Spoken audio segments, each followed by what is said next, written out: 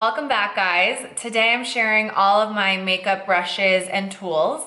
This is kind of one of those videos where it could get really lengthy and expensive, but I'm gonna stick to the ones that I feel like you really just need in your toolkit if you're trying to achieve like an everyday look that can also be turned into like a smoky or evening look. I survived on like 5 makeup brushes for a solid like 5 years. So it's definitely possible to stick to the minimal amounts of brushes because they are kind of expensive. I do have an excessive amount of brushes now, but up until this point, I really only had like 3 eyeshadow brushes, like 1 bronzer brush and 1 highlighter brush. So it's possible. All right, let's get started.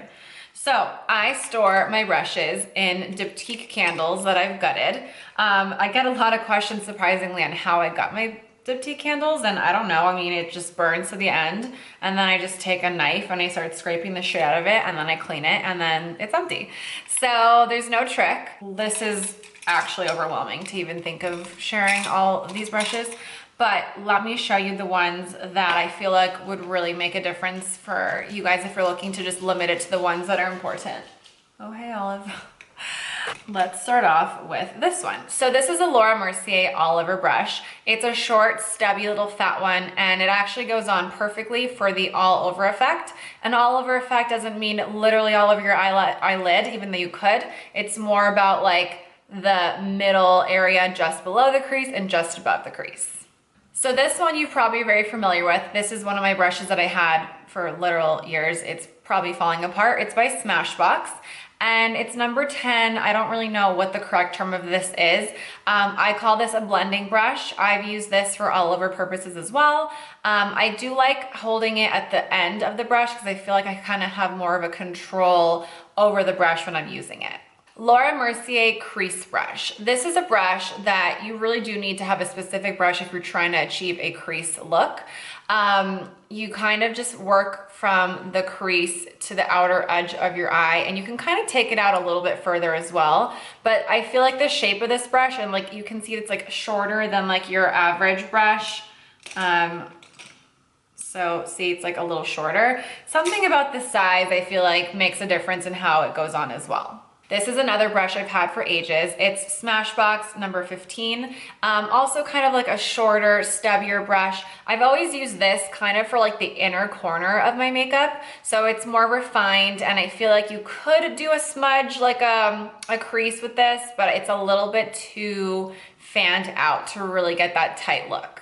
A smudge brush. So with this, you could do a lot of different things, but for what I use it for is for my eyeliner. So I like to do eyeliner using eyeshadow because it just looks a little bit more subtle to me. So I'll just dip this into my eyeshadow palette and kind of dab it into the corners of my eyelid as well as underneath. And it's like really nice and small, so you don't really get any fallout with this kind of brush. Whoops. Whoa. This is Laura Mercier. It's an eye color brush, and I use this when I want to do a below the crease color. So like for instance, today I have like this shimmery rose gold eyeshadow underneath my crease, and this is what I use. And it's a very thin brush, so I don't swipe with this, I just pat it on.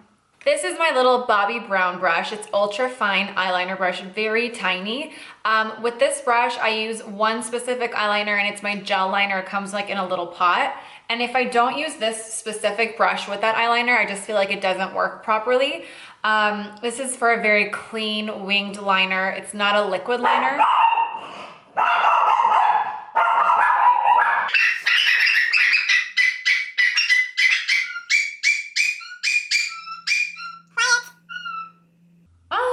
Go to your bed, go to your bed, go to your bed, go to your bed. Good boy. So as I was saying, if you don't have the Bobbi Brown gel liner, you don't really need this brush. But if you do, I highly recommend getting the brush as well. Every girl needs to have one of these brushes, if not multiples, in her makeup kit. So I brush my eyebrows up at least 3 times a day. First thing in the morning, brush my brows up. When I do my makeup, brush my brows up. Before I go to bed, brush my brows up. And that's just like the basics. Oftentimes, if I don't wear makeup at all during the day and I'm home and I just like, you know, go by the mirror, I quickly grab this, brush my brows up, and that's just part of my daily routine. I feel like brushing your brows up just kind of makes them look a little bit more polished and done and full. So just in general, it's like a nicer look to me than them being like pressed down and sideways. And for whatever reason, this could be completely made up. I mean, in fact, I'm making it up as I say it, so I know it's made up.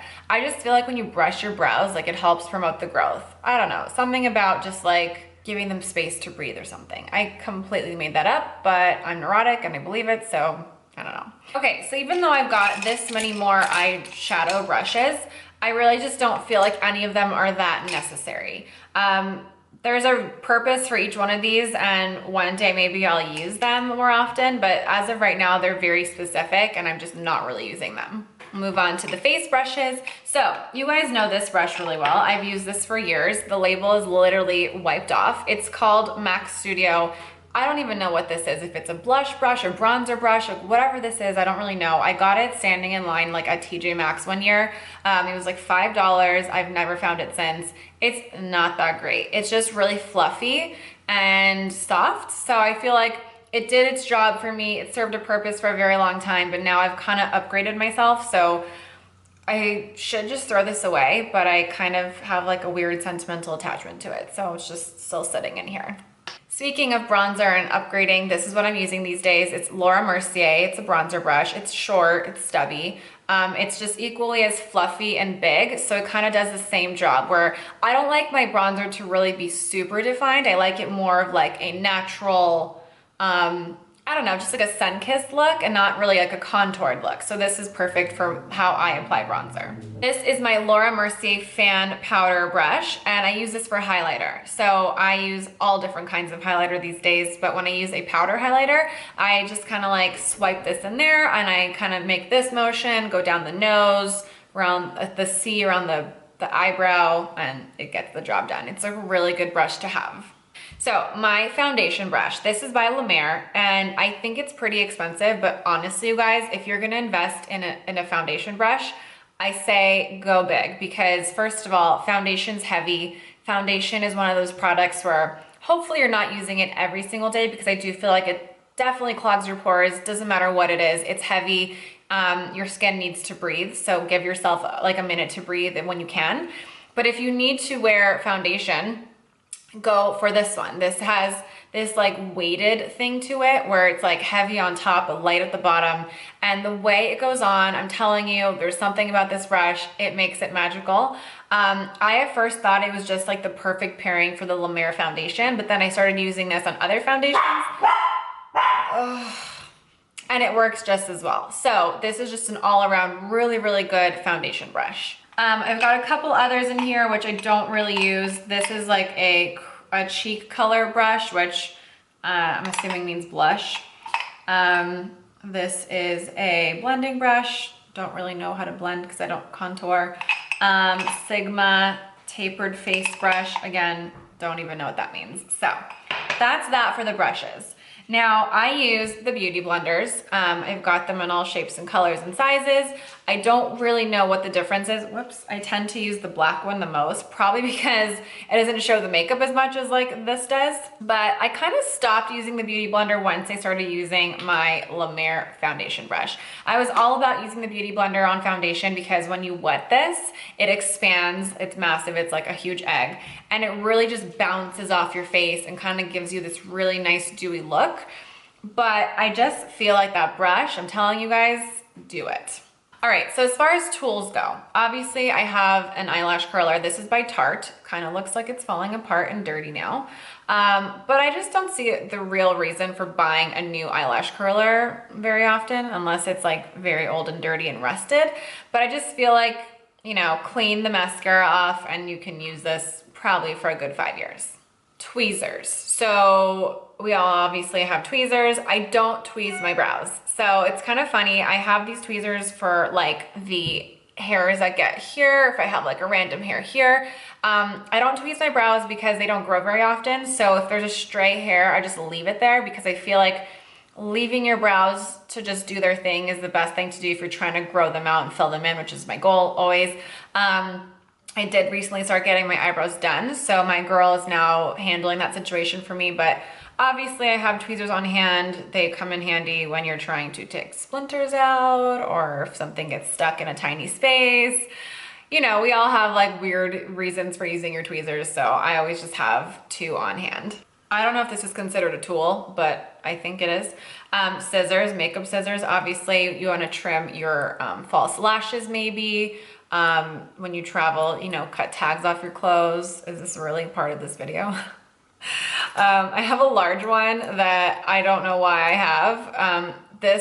I ended up using these, so I got these scissors, I don't know why, and then what they turned into is my hair cutting scissors. So sometimes when I burn my hair, believe it or not, happens kind of often, or like if I notice a lot of split ends, or if my bangs are too long and I'm trying to have like these like side bangs as you see here, like I'll just go in and like quickly trim them up. I don't know why I'm so casual about cutting my own hair, but like I am. So these are what those have turned into. All right, now my favorite tool that I've saved for last is this Sigma cleaning mat. This thing is like weird. So every time I pull this out and I stick this in my sink, Paul's always looking at me like, what the fuck are you doing? But basically it has like suction cups. It's thin, it's flimsy, it's rubbery. You just literally stick this into your sink. Make sure you get it a little wet before so that the suctions can work and activate. And then you take your brush.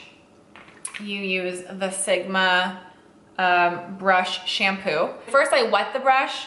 I take a little bit of this directly onto the brush, and then you're just gonna like literally go like this and then run water over this and do it again until everything runs clear. So you wanna make sure you get all the makeup out, and it does. Like a lot of times before I got this mat, I would wash my makeup with like baby shampoo, and I felt like I got majority of it out. There'd be like a big surge of makeup coming out, but then there would still be like a little bit of like tainted water.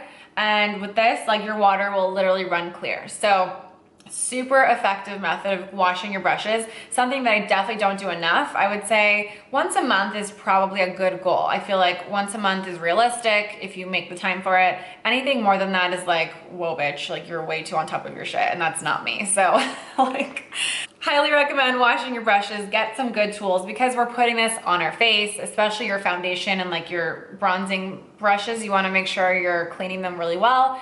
And same goes for the eyes. Obviously, we don't want to like get bacteria in the eyes. You don't want an infection. If you do other people's makeups, like there's just like a lot of like hygiene involved in this. So that is my tool for cleaning my brushes.